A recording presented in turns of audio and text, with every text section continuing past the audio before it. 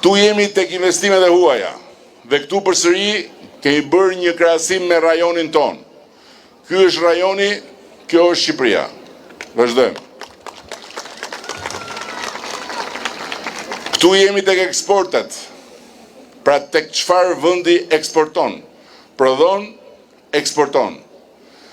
Dhe natyrisht tek eksportet duhet pasur parasysh që hyn edhe turizmi, që konsiderohet eksport.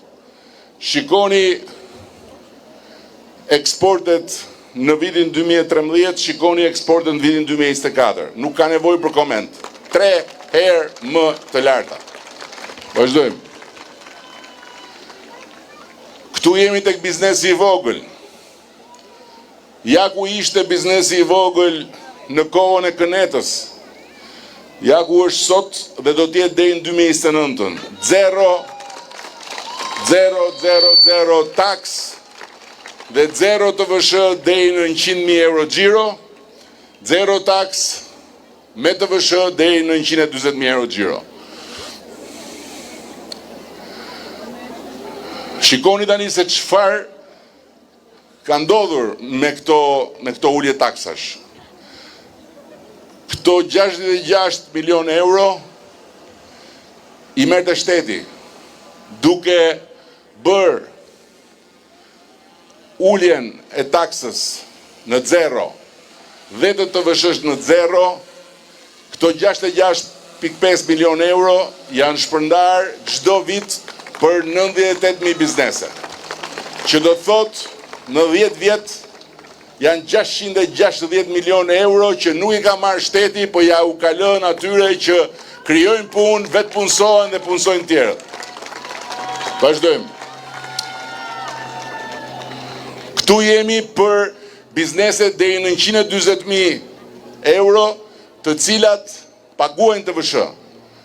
Gjithsesi, edhe për to 58 milion euro në vit nuk i ka marrë shteti, ja u ka lënë atyre, që janë 580 milion euro të tjera në 10 vjet. Dhe që së bashku bën afërsisht 1.2 miliard euro që në 10 vjet shteti nuk i ka marrë në arkën e vet, po i ka lënë në arkën e familjeve të gjithë atyre që kanë bizneset vogla. Vazhdojmë. Këtu jemi tek shëndetësia. 250 milion euro në total kishte shëndetësia kur ne morëm detyrën, 760 milion euro ka sot. Dhe bashkë me buxhetin për mbrojtjen sociale, qeveria vën dispozicion të shëndetësisë dhe të njerëzve në mbrojtje sociale plot 1 miliard euro në vit. Vazhdojmë. Shikoni pagat e mjekëve. Këto ishin pagat e mjekëve kur ne morëm detyrën, 490 euro, 1.670 mesatarja flas, se ka dhe më lart, janë sot 2.000 euro do t'jetë mesatarja për mjekët në Shqipëri në 2030.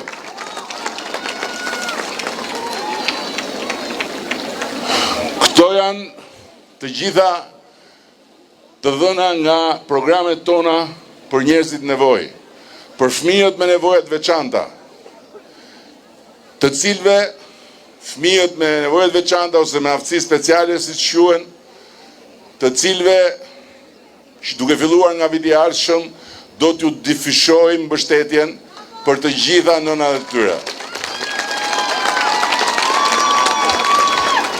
Këto janë për personat me nevojat veçanta që kanë marrë përfitim 25% pagës mujore dhe paketën higjieno-sanitare, mbase ju mbahet mend që vinin te parlamenti edhe protestonin, ne ulëm me ta, diskutuam me ta dhe vum dispozicion një paket siç ata e kërkonin. Po ashtu për programet e punësimit dhe të aftësimit. Vazhdojmë.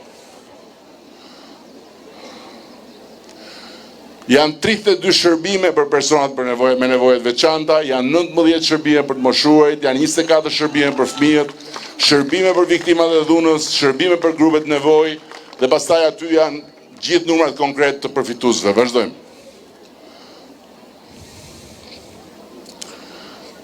Ky është buxheti i ndihmës ekonomike që është i trefishuar. Ne e dim shumë mirë që nuk mjafton, por ama është i trefishuar. Vazhdojmë. Sot kemi shërbime sociale në 100% bashkive. Bashkit nuk kishin shërbime sociale. Dhe këtë Majlida e di shumë mirë gjithë kryetarët e bashkive. Vazhdojmë.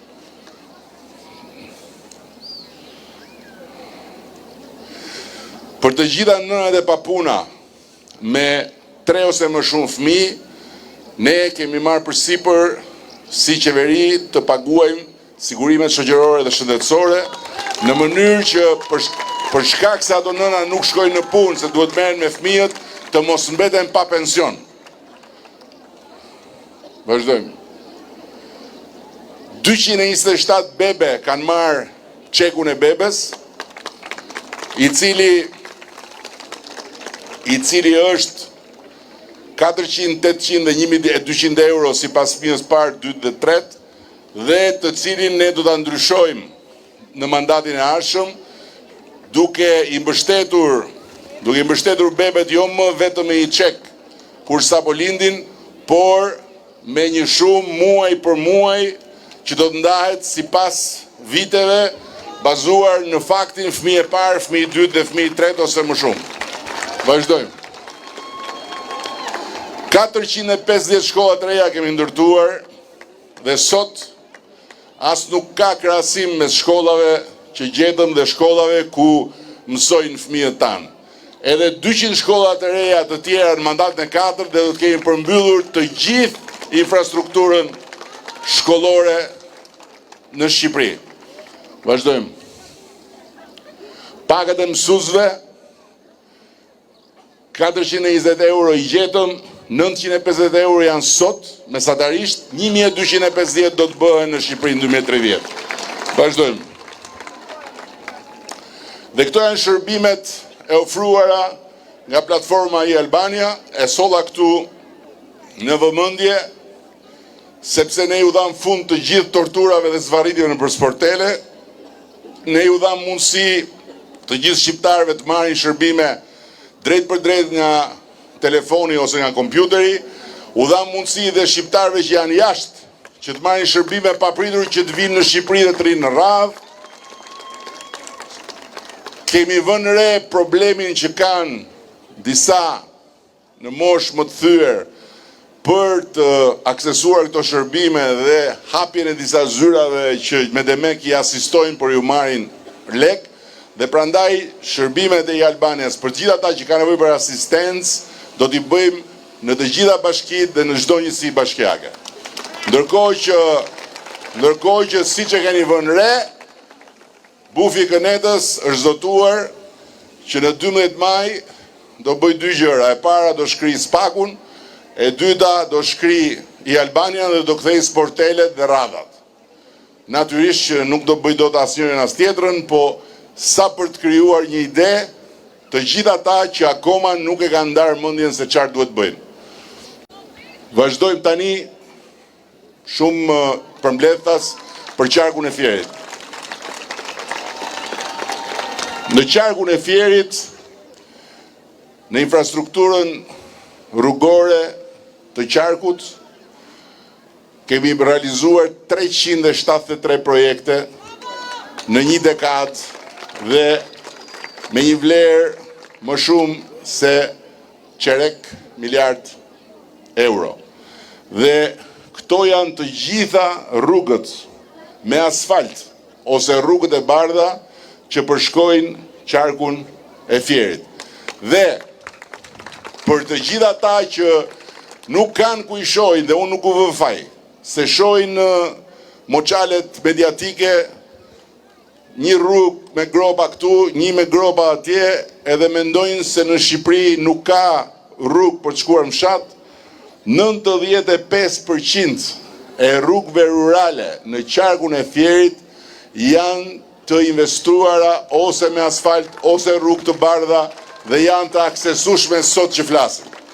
Dhe mjafton për këtë të shikosh Bashkinë e Roskovecit se çfarë transformimi ka, jo vetëm këtu, por edhe në ato që ishin dikur ish komunat. Vazhdojmë. Këto janë projektet e rigjenerimit urban, siç është për shembull ky projekti ku jemi këtu, është pjesë e tyre dhe janë 42 milionë euro që janë dhënë bashkive për të bërë këto transformime që i kanë dhënë një energji të re, pozitive jetës së komuniteteve që deri dje nuk dilnin dot se s'kishte një shesh, s'kishte një rrugë këmbësorësh, s'kishte një vend ku të uleshin, s'kishte një vend ku të shijonin qytetin e tyre. Këtu jemi te turizmi, 25 projekte me vlerë 3.3 milionë euro, janë të gjitha, flasim për investime publike, nuk flasim për çfarë kanë bërë privatët, që të jemi të qartë. Këtu jemi tek një temë tjetër, ujësjellës kanalizime. 82 milionë euro dhe 89 projekte ujësjellës dhe kanalizimes janë bërë në qarkun e Fierit.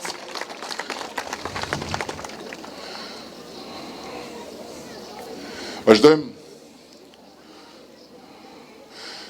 Energjia që ka qenë një tjetër problem i madh, shumë, kur ne morëm detyrën, se sot është harruar që në Tiranë, në zëmër Tiranës, në darkë, po të dilje për shëtitje, duhet flisje me zë të lartë me atë që kishe në krah, sepse nuk të linde zhurma gjeneratorëve.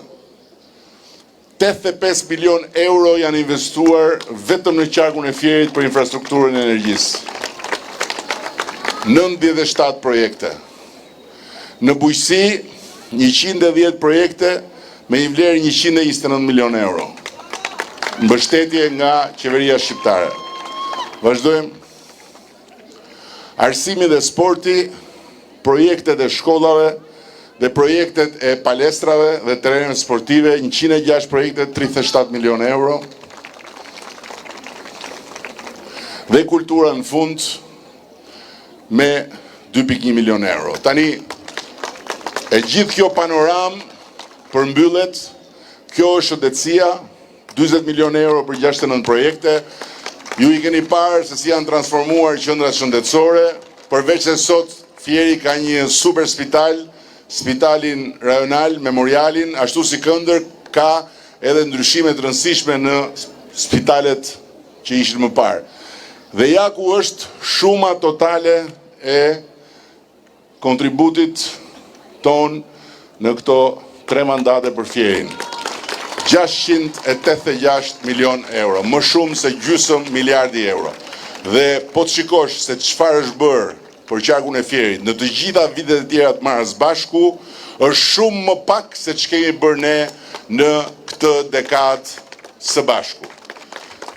Nuk dua t'ju lodh më shumë, as t'ju mbaj më shumë këtu, se fjalimet e mia ju i dëgjoni, i keni çdo ditë. Kujdes kur hapni frigoriferin, se mund t'ju dalë edhe në frigorifer deri në 11 maj.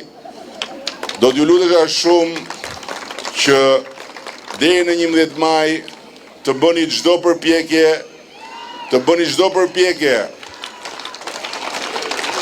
faleminderit.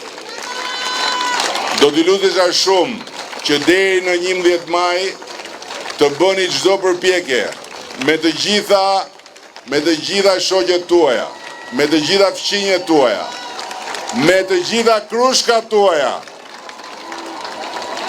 me të gjitha të njohurat tuaja, me të gjitha koleget tuaja në punë, që gratë dhe vajzat shqiptare në radhë parë ta marrin të tërin në dorë fatin evropian të Shqipërisë, dhe duke marrë në dorë fatin evropian të Shqipërisë të marrin për dorë edhe të gjithë burrat dhe djemt, dhe një shumicë më e madhe se asnjëherë tjetër të vendosi që Shqipëria 2030 të jetë antare e Bashkimit Evropian. Dhe të gjitha ju, të gjithë shqiptarët kudo ku janë, të gjithë fëmijët tuaj të marrin pasaportën europiane dhe të jenë qytetarët e parë të këtij vendi kaq të vjetër në mes të Europës, me dinjitetin dhe statusin e barabartë të qytetarit europian mes europianësh. Shumë faleminderit gjithave, ju dua shumë dhe forca përpara. Edhe një herë shumë respekt dhe komplimente për kryetaren e bashkisë tuaj. Një shtrigë e cila i është dashur kaq